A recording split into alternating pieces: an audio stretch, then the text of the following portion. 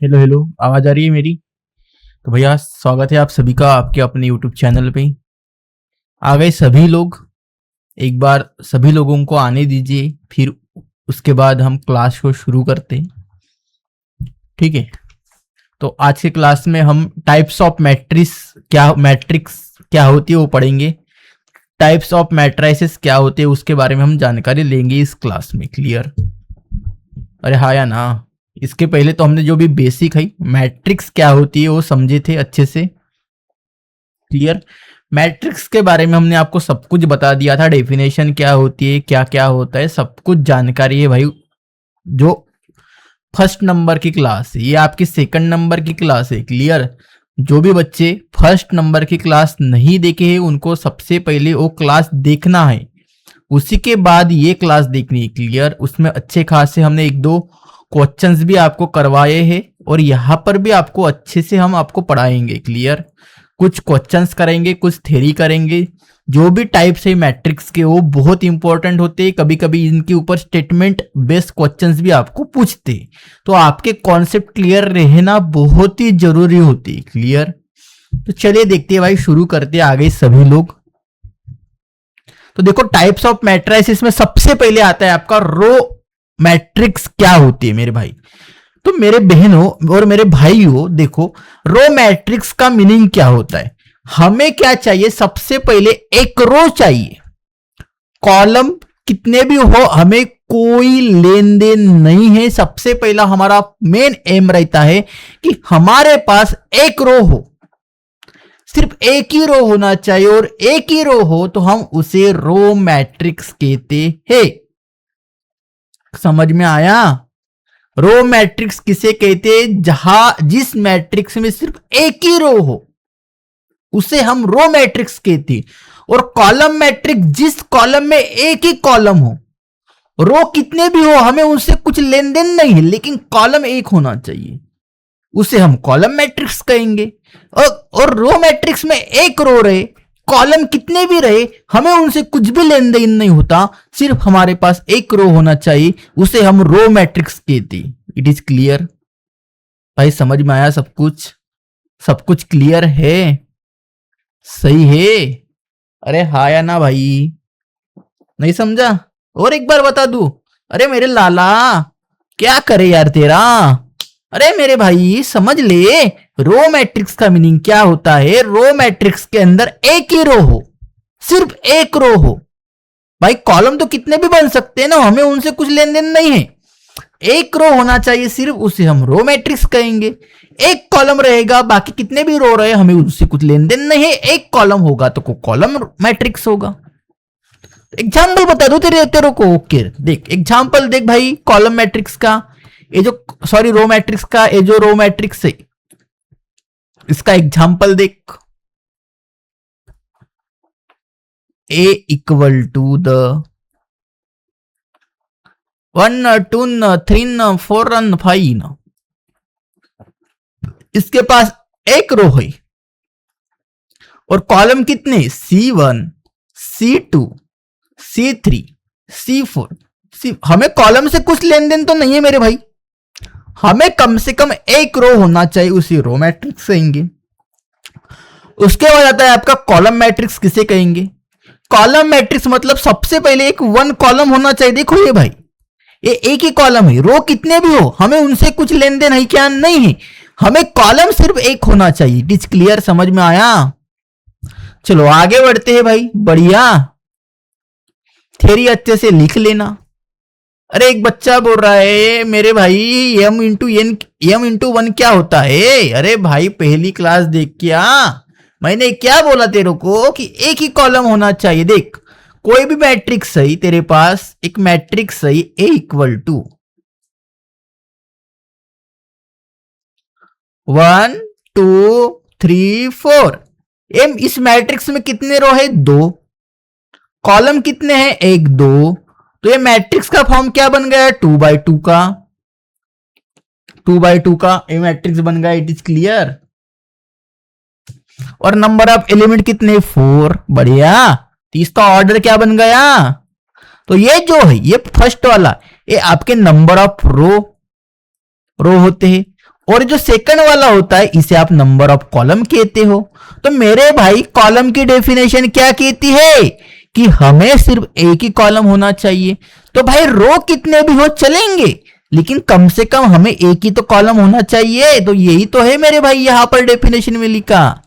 देखो ना यार, देखो ना यार, जब रो की बात होती है, जब रो की बात होती है, एक कम से कम एक रो होना चाहिए, मतलब कम से कम मतलब एक ही रो होना चाहिए। कॉलम कितने भी हो रहेगा चलेगा, तो हमारे पास एक रो होना चाहिए। कॉलम कितने भी होंगे तो भी हमें कोई प्रॉब्लम नहीं होती मेरे भाई। ये कॉलम को, कॉलम एन मतलब कॉलम होता है, एम मतलब आपका रो होता है। बेसिक से चीजें है यार, फर्स्ट क्लास में हमने डिस्कस तो करवाई थी, ऐसा ना करो। क्लियर? तो इतना सब कुछ हो गया मेरे भाई। अब आगे आता है थर्ड नंबर पे आपका जीरो और नल मैट्रिक्स क्या होती है। जीरो और नल मैट्रिक्स क्या होती है मेरे भाई?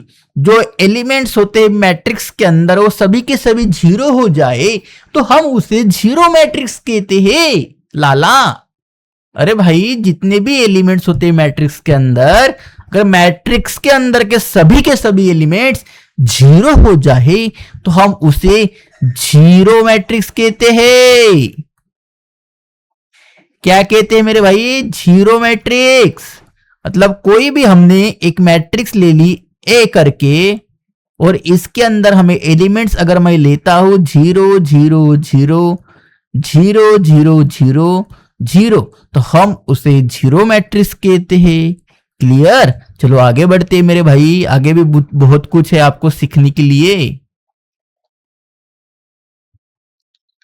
चलो अब आते हैं सिंगलटन मैट्रिक्स क्या होती है।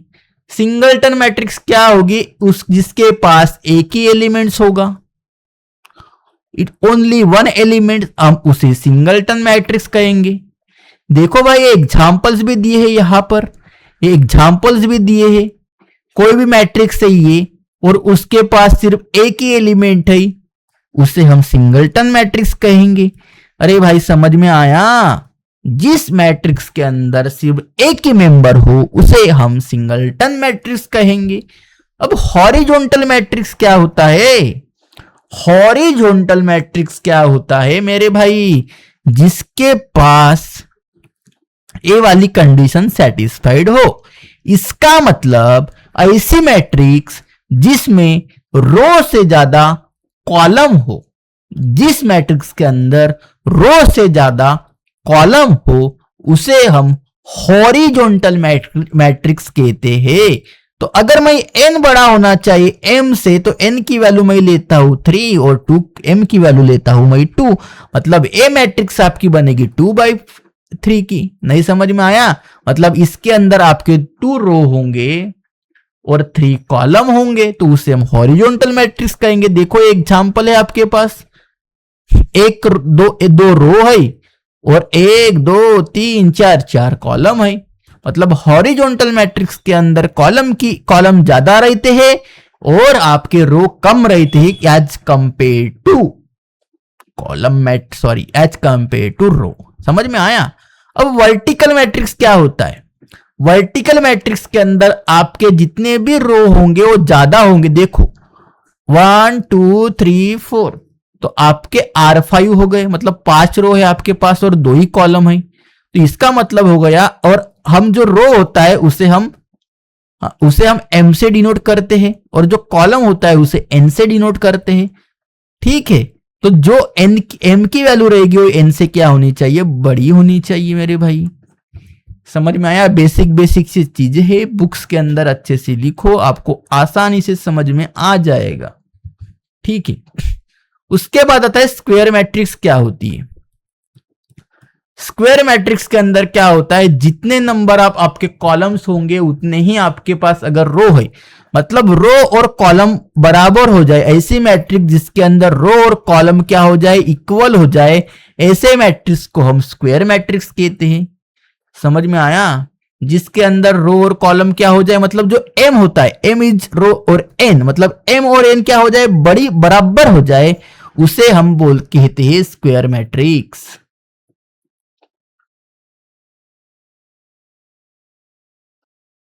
अरे ब्रदर समझ में आया कि नहीं आया? It is clear? आगे बढ़े भाई, मेरे भैया और मेरे बहनों, आगे बढ़े।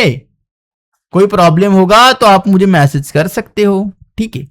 चलो आगे जाते हैं भाई। स्क्वायर मैट्रिक्स का एग्जांपल बता दो सर। ओके, 2x2 की मैट्रिक्स ले लो, 3x3 की मैट्रिक्स ले लो, 4x4 की मैट्रिक्स ले लो।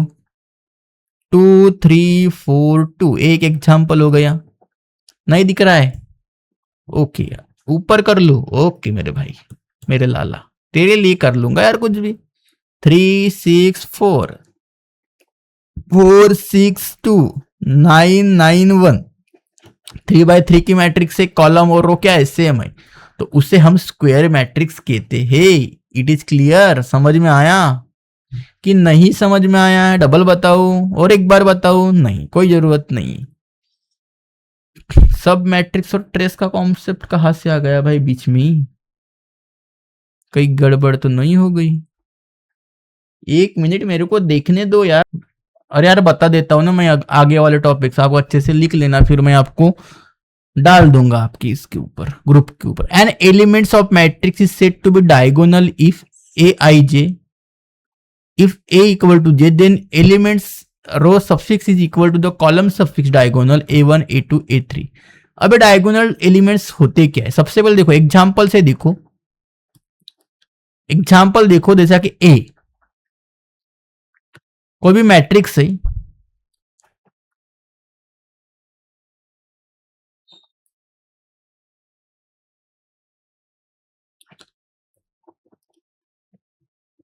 A11 A00 00 A12 sorry A22 0 और A33। ये जो डायगोनल होता है, देखो यार भाई, ये होता है आपका डायगोनल।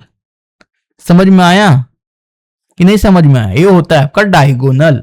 और डायगोनल के जो ऊपर वाले एलिमेंट्स होते हैं वो सभी के सभी जीरो होते हैं, और नीचे वाले सभी के सभी जीरो होते। तो ये जो A1 है, A2 है, A3, इसके कोई भी आपका कोई भी रियल नंबर वैल्यू हो सकती है इसकी। A11 A22 A33 ये आपके डायगोनल के एलिमेंट्स होती है। It clear? समझ में आया मेरे भाई? This is the elements of diagonal. Clear? अरे समझ में आया? नहीं समझ में आया? क्लियर?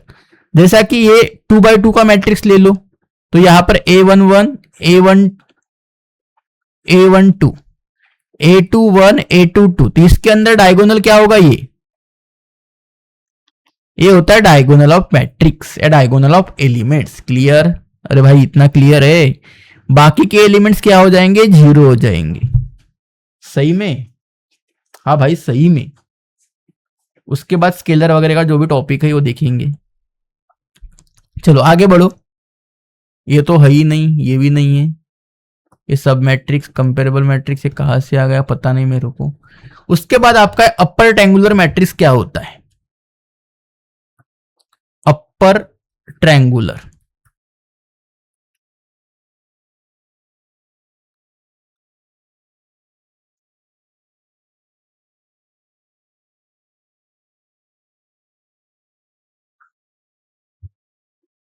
ठीक है।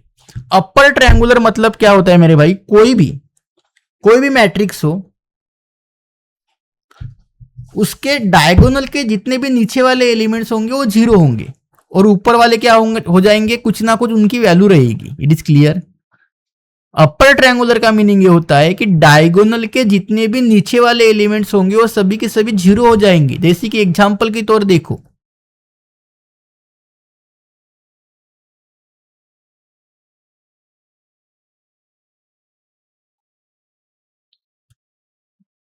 ये 3x3 का मैट्रिक्स है।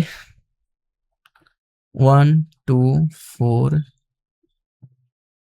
0 6 3 0 0 4, मतलब ये आपका डायगोनल है। देखो ये आपका डायगोनल है। डायगोनल के नीचे वाले जितने भी एलिमेंट्स होंगे वो जीरो होने चाहिए, तो हम उसे अपर ट्रायंगुलर मैट्रिक्स कहते हैं। It is clear? भाई समझ में आया? मतलब आप कह सकते हो जैसा कि ए आई जे होता है, तो ए आई जे मतलब आई मतलब होता है आपका रो और ये होता है आपका कॉलम। तो जहां पर आई की वैल्यू क्या हो, बड़ी हो जैसे, उसमें क्या होता है, ये ए आई जे 0 होता है। क्लियर? अरे भाई समझ में आया कि नहीं आया? अब लोअर ट्रायंगुलर मैट्रिक्स क्या होता है?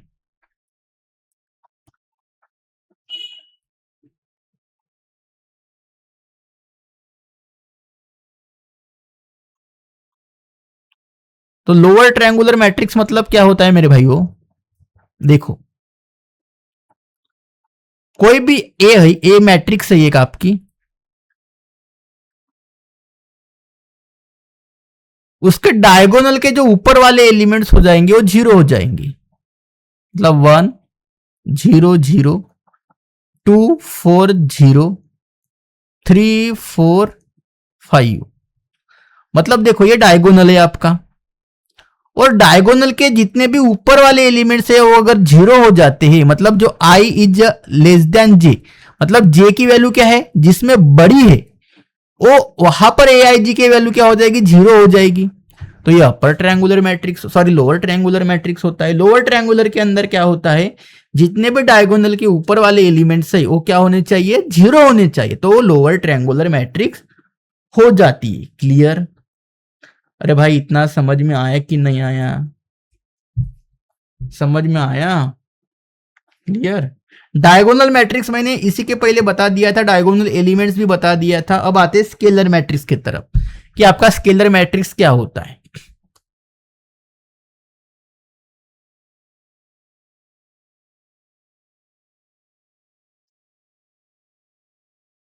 तो मेरे भाई देखो, स्केलर मैट्रिक्स का मीनिंग क्या होता है?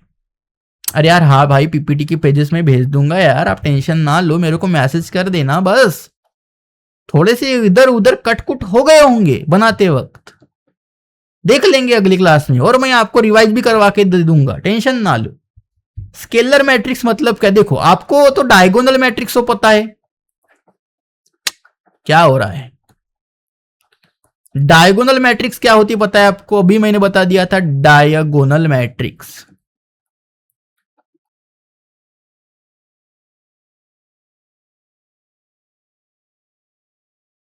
तो डायगोनल मैट्रिक्स क्या होती है? देखो, कोई ऐसी मैट्रिक्स है जहां पर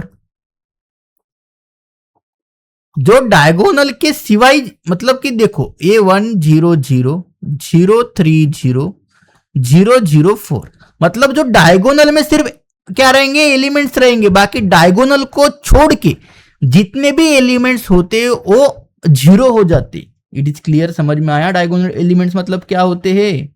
अदर ध्यान जितने भी, मतलब आपके पास देखो ये ए आई जे, मतलब ए आई जे, मतलब इसके अंदर ये डायगोनल के एलिमेंट्स होते हैं। बढ़िया, 1 डालो 2 डालो, तो जब आई और जे की वैल्यू सेम हो जाएगी, आई और जे की वैल्यू सेम, मतलब A11 A22 A3, तो इसके अंदर कुछ ना कुछ क्या होने चाहिए, एलिमेंट्स होने चाहिए जो कि 0 ना हो। बाकी के सभी एलिमेंट्स क्या होने चाहिए, 0 होने चाहिए। तो भैया एक ने मेरे को क्वेश्चन पूछा कि क्या, भैया बोले A22 0 होगा तो क्या होगा? भाई वो भी डायगोनल रहेगा, ये डायगोनल ही बनता है। क्लियर? ये डायगोनल ही बनता है।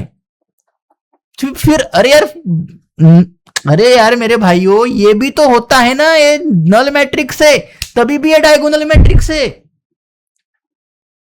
हमारी कंडीशन क्या है कि भाई डायगोनल एलिमेंट को छोड़ के 0 होना चाहिए, इसका मतलब डायगोनल एलिमेंट 0 होंगे तो भी हमें चलेगा। फिर वो नल मैट्रिक्स, उनको नाम भी तो दिया है ना मेरे भाई, नल मैट्रिक्स। तो एक बच्चे ने पूछा क्या सर, नल मैट्रिक्स बोले क्या डायगोनल मैट्रिक्स हो जाएगी? हाँ भाई हो जाएगी, नल मैट्रिक्स भी डायगोनल मैट्रिक्स।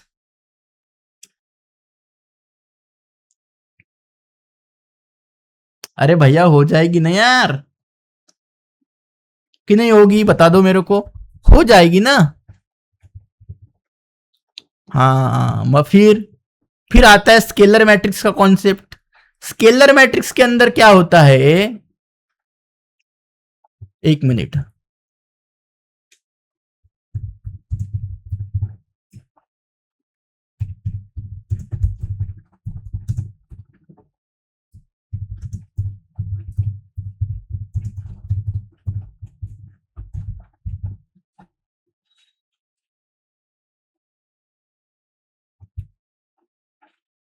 ठीक है, लेकिन देखो, लेकिन नल मैट्रिक्स के अंदर डायगोनल तो बनेगी, लेकिन नल मैट्रिक्स के अंदर डायगोनल भी तो बनना चाहिए। अगर डायगोनल ही नहीं बनेगा तो फिर क्या होगा?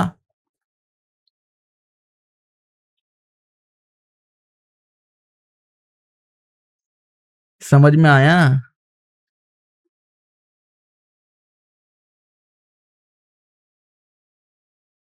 लेकिन वो स्क्वायर मैट्रिक्स भी होने चाहिए मेरे भाई। जो नल मैट्रिक्स हो ना, वो स्क्वायर मैट्रिक्स ऑर्डर भी तो सेम होना चाहिए ना भाई, डायगोनल तो बनना चाहिए प्योरली उसके अंदर। अब समझ में आया होगा आपको। चलो, अब अगला कॉन्सेप्ट आता है स्केलर मैट्रिक्स का।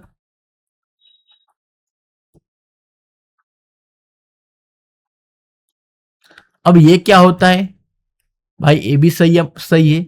इसके अंदर क्या होता है, जो डायगोनल की एंट्रीज रहेगी वो सेम होनी चाहिए। मतलब A10 010 001, मतलब जो डायगोनल के एलिमेंट्स होते हैं वो 1 ही होने चाहिए।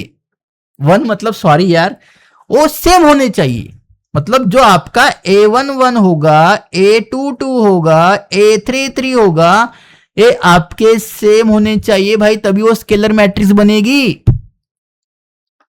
समझ में आया? डायगोनल्स मतलब क्या? डायगोनल को छोड़ के सभी के सभी एलिमेंट्स 0 होना चाहिए। डायगोनल्स कुछ भी हो चलेगा, हमें उससे कुछ लेन देन नहीं है, लेकिन डायगोनल के अंदर जितने भी डायगोनल को छोड़ के जितने एलिमेंट्स है वो सभी 0 होने चाहिए। डायगोनल के जो एलिमेंट्स है कुछ भी रहे, हमें कोई लेन देन नहीं है। फिर आता है स्केलर मैट्रिक्स का कॉन्सेप्ट।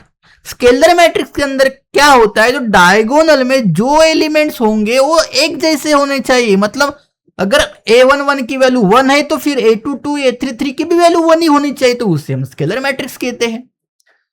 फिर एक बच्चे ने अभी पूछा, मेरे भाई देख, जो नल मैट्रिक्स होगी वो अगर स्क्वायर मैट्रिक्स में है, नल मतलब नल अगर मैट्रिक्स जो भी हो 2x2 के फॉर्म में, 3x3 के फॉर्म में, 4x4 के फॉर्म में है, तो ऑलवेज स्केलर मैट्रिक्स होगी मेरे भाई। पूछना आपके स्कूल वाले टीचर को, वो भी कंफ्यूज हो जाएगा इसके अंदर। भाई होना तो है ना।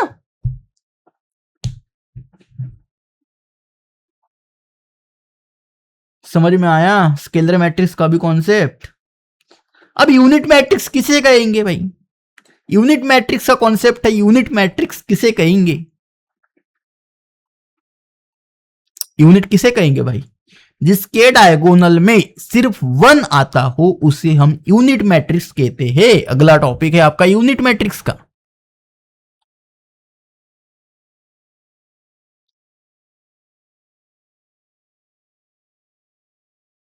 यूनिट मैट्रिक्स क्या होती है? तो देखो, इसका एग्जाम्पल दे देता हूं मैं। 1001 100 010, इसे कहते भाई हम यूनिट मैट्रिक्स या आइडेंटिटी मैट्रिक्स भी इसे कहते। देखो, ये वर्ड ज्यादा यूज करते हैं हम, identity matrix. It is clear? समझ में आया? सभी के सभी सभी सभी सब कुछ आपको समझ में आया होगा, ठीक है। चलो अब आते टॉपिक के ऊपर। एक क्या है, थोड़ा सा मेरे को आपको जो समझाना था यार वही डिलीट हो गया, ठीक है, तो कोई प्रॉब्लम नहीं है, अगली बार ऐसा नहीं होगा। थोड़ा सा मैं किताब भी लेकर बैठा हूं, क्योंकि बहुत से चीजें क्या हो गए, मिसमैच हो गए। तो कल इसकी ओर मैं एक बार आपको रिवीजन तो करवा के दूंगा और फिर आगे बढ़ेंगे। It is clear? एक ही एक पेजेस हो गई ऐड। उसके बाद आता है आपका सब मैट्रिक्स, कंपेरेबल मैट्रिक्स। सब मैट्रिक्स का को तो था ना यार, ठीक है, ठीक। उसके बाद का टॉपिक है आपका सब मैट्रिक्स और trace matrix. Trace of matrix क्या होता है? देखो, सब मैट्रिक्स का एक आपके पास बहुत बड़ी मैट्रिक्स है। देखो, कभी कभी क्या होता है मेरे भाई, देखो हमारे फैमिली के अंदर, हमारे फैमिली के अंदर आपके 2-3 अंकल होंगे। उन अंकल की शादी हुई होंगी। शादी होने के बाद उनको कोई बच्चे होंगे जो आपके कजिन लगेंगे। उनको कुछ भाई बहन होंगे आपके लिए। तो बहुत बड़ी फैमिली है, मतलब करीब करीब 15-20 लोगों की फैमिली है। एक ही साथ खाना खाते हैं, एक ही साथ रहते, एक ही छत के अंदर रहते। लेकिन कभी कभी क्या होता है, अभी अपने ये इंडियन स्टाइल है कि नोक झोंक होती होता है, या कोई आपके पिताजी होते या आपकी फैमिली में से कोई भी हो, वो उस फैमिली से थोड़ा सा उस वो फैमिली को छोड़ देते मतलब वो डिफरेंट जगह रहना पसंद कर देते हैं, अलग जगह रहते, रूम करके भाड़े पे जहां पर भी हो रहते। अब क्या हुआ, जो फैमिली थी, जो नई फैमिली बनी, उसको, वो तो सब फैमिली होगी, फैमिली की मतलब कि जो फैमिली थी, अगर किसी का सरनेम कुछ भी है, मतलब एबीसी है, एबीसी सरनेम ही है, तो जो निकले बाहर घर छोड़ के, उनका भी तो सरनेम एबीसी रहेगा ना। तो लेकिन सबसे बड़ी फैमिली आपकी एबीसी थी, तो क्या जो बाहर निकले, हम उसे सब एबीसी बोल सकते हैं, हम उसे सब एबीसी कह सकते हैं। It is clear. तो मैट्रिक्स में भी ऐसा ही होता है, कोई मैट्रिक्स है, उसमें से हम कुछ एलिमेंट्स निकाल के सब मैट्रिक्स बना दे, तो मतलब एक बड़ी मैट्रिक्स में से कुछ एलिमेंट्स लेके एक नया मैट्रिक्स बनाएंगे, तो हम उसे सब मैट्रिक्स कहते हैं। समझ में आया? देखो यार, ये एग्जांपल है आपका, ये बहुत बड़ी मैट्रिक्स है, ये एक आपके पास, देखो देखो ना यार, देखो ना, बहुत बड़ी मैट्रिक्स है। इसमें से क्या किया हमने, कुछ थर्ड रो को ओमिटिंग कर दिया और थर्ड कॉलम को, मतलब इसे और इसे डिलीट कर दिया, तो एक मैट्रिक्स बन गई। देखो मेरे भाई, ये तो जो मैट्रिक्स बनी 2056, उसे ही तो हम सब मैट्रिक्स कहते हैं। एक ही मैट्रिक्स से कुछ बहुत सारे सब मैट्रिक्स हम बना सकते हैं। क्लियर? समझ में आया? चलो, अब ट्रेस ऑफ मैट्रिक्स क्या होता है? ट्रेस ऑफ मैट्रिक्स का मीनिंग मेरे भाइयों, जो आपके डायगोनल एलिमेंट्स होते हैं, उनका हम सबके साथ एडिशन करवा दे, और जो भी वैल्यू आई उसे हम ट्रेस ऑफ मैट्रिक्स कहेंगे। जैसा एग्जांपल ले लो मेरे भाई, कोई भी 4 3 2 4 है, डायगोनल के अंदर 4 और 4 है, हम दोनों को ऐड करवा दे, तो ये कितना होगा? 8। तो इसे हम ट्रेस ऑफ मैट्रिक्स कहते हैं। देखो यहां पर लिखा है। इतना समझ में आया यार? आगे बढ़े, आगे बढ़े। हाँ सुमित जी, आपको अच्छे से समझ में आ रहा है भाई, धन्यवाद, आपका बहुत बहुत शुक्रिया। अच्छे से क्लास देखते रहिए और आप भी आईआईटी जाओ। अब सबसे पहले देखो भाई, ये आपका है, ये समेशन का सिंबल होता है।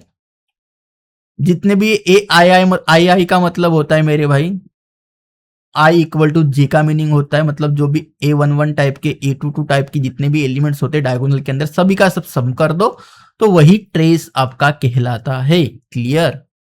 देखो, अब कुछ प्रॉपर नोट करके दिए हैं। ये सबसे पहले ये देखो, कोई भी ट्रेस ऑफ मैट्रिक्स है लैम्डा ए, और अगर आप लैम्डा को बाहर निकालोगे तो भी वही होगा। ठीक है? अब ट्रेस ऑफ आइडेंटिटी मैट्रिक्स का ए नहीं होगा। Clear? Trace of A plus B, trace of A, trace of B होता है। ट्रेस ऑफ ए बी, ये ट्रेस ऑफ बी ए के बराबर होता है। ट्रेस ऑफ ए बी, ये does not equal to trace of A into trace of B होगा। Trace of A B C A, trace of B C A और trace of C A B के बराबर होता है। तो इनको अगर आपको प्रूव करना है तो अलग से हमें क्लास लेना पड़ेगा मेरे भाई। क्लियर? अलग से क्लास लेना पड़ेगा। ये आप भी खुद से एग्जाम्पल लेकर इनको कर लो, या आपके लिए मैं होमवर्क देता हूं भाई। आपको ही आपके मन से एग्जाम्पल लेने हैं, और ये प्रॉपर्टी आपको प्रूव करनी है। और जो बच्चा प्रॉपर्टी प्रूव करेगा, उसको मेरी तरफ से एक बढ़िया डेयरी मिल्क चॉकलेट मैं गिफ्ट में आपको दे दूंगा। क्लियर? मेरे व्हाट्सएप ग्रुप, मेरे व्हाट्सएप पे डालो या मेरे इंस्टा पे डालो। ठीक है?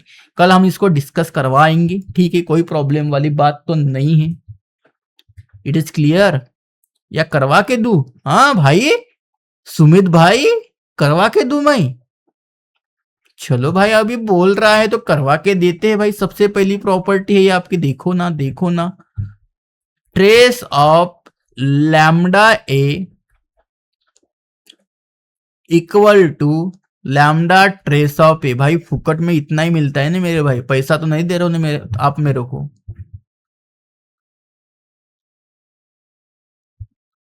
अरे मजाक कर रहा हूँ यार, आप पूछो यार, मजाक कर रहा हूँ, बता रहा हूँ नहीं यार। क्लियर। अब देखो लैम्डा कुछ भी हो सकता है, स्केलर। लैम्डा को कह दिया इन्होंने स्केलर, स्केलर मतलब कोई भी नंबर है, बस। क्लियर। अब trace of lambda of A, lambda कोई भी मैं मैट्रिक्स लेता हूं, देखो एग्जांपल के तौर पे 2/2 की लूंगा यार, 3/3 का आपसे देखना। क्लियर। 3/3 का से आप करो, टाइम लगेगा ज्यादा। 2 1 3 4 ए मैट्रिक्स है, ठीक है। तो लैम्डा ऑफ ए, तो मैंने लैम्डा की वैल्यू कोई भी ले लो भाई, 3 ले लो। तो लैम्डा ऑफ ए निकाल लो सबसे पहले। तो लैम्डा ऑफ ए मतलब 3 से आपको मल्टीप्लाई भी तो करना पड़ेगा, मतलब 1 मिनट यार, लैम्डा ऑफ ए लेना पड़ेगा। तो मतलब ये हो जाएगा आपका 3a। तो ए को मल्टीप्लाई करवा दो तो ये बनेगा 6, 3 3 3 का 9, 3 4 का 12। इसका ट्रेस निकालो, तो ट्रेस बनेगा 6 + 12, जो भी डायगोनल के एलिमेंट्स है उनका सम, तो ये बनेगा 18। तो इतना समझ में आया, थोड़ा ऊपर कर दो कि मेरे भाई करवा देता हूं, देखो इधर करवा देता हूं, ठीक है। अब ये हो गया, मतलब जो आपका ट्रेस ऑफ लैम्डा ए जो है वो कितना आ गया, ट्रेस ऑफ लैम्डा ए वो आपका आ गया मेरे भाई 16 आ गया। क्लियर। कितना आ गया, 16 आ गया। अब ये देखो, इससे प्रूव करो भाई, ये हो गया आपका लेफ्ट हैंड साइड। तो सबसे पहले ट्रेस निकालो, फिर लैम्डा से मल्टीप्लाई करना। तो इसका ट्रेस निकालो, इसका ट्रेस जो बनेगा वो बनेगा आपका 2 + 4, तो ये बनेगा 8। 6 बनेगा यार, थोड़ा 6, 4 + 2 6, और 3 है तो भाई 3 इंटू ट्रेस कर लो, ट्रेस ऑफ ए, तो 3 इंटू 6 भाई 18 बन रहा है। तो ये भी तो 18 ही था, मैंने कहा से 16 लिख दिया, ये भी 18। तो देखो भाई LHS = RHS, ऐसे आपको प्रूव करना होता है। क्लियर कि नहीं समझा, और समझा के दो भाई, हो गया ना यार, क्या है। अब दो मैट्रिक्स लेना मेरे भाई, सबसे पहले दोनों को ऐड करवा के ट्रेस निकालना, फिर अलग अलग करके ट्रेस निकालना और ऐड करवा देना, तो ये भी प्रूव हो जाएगा। ट्रेस दो मैट्रिक्स लेना, सबसे पहले दोनों को मल्टीप्लाई करवा के ट्रेस निकालना, फिर कम्यूटेटिव यार, बीए का ट्रेस निकालना। क्लियर। ऐसे करो यार प्रूफ, ठीक है। चलो तो ठीक है, आगे बढ़ते हैं भाई, बहुत है अपने को करने के लिए। ये कंपेरेबल मैट्रिक्स क्या होता है क्या नहीं, क्या कल पढ़ेंगे इसको, ठीक है। कल करवाता हूँ इसको, अभी इतना ही, ठीक है। Bye bye, take care.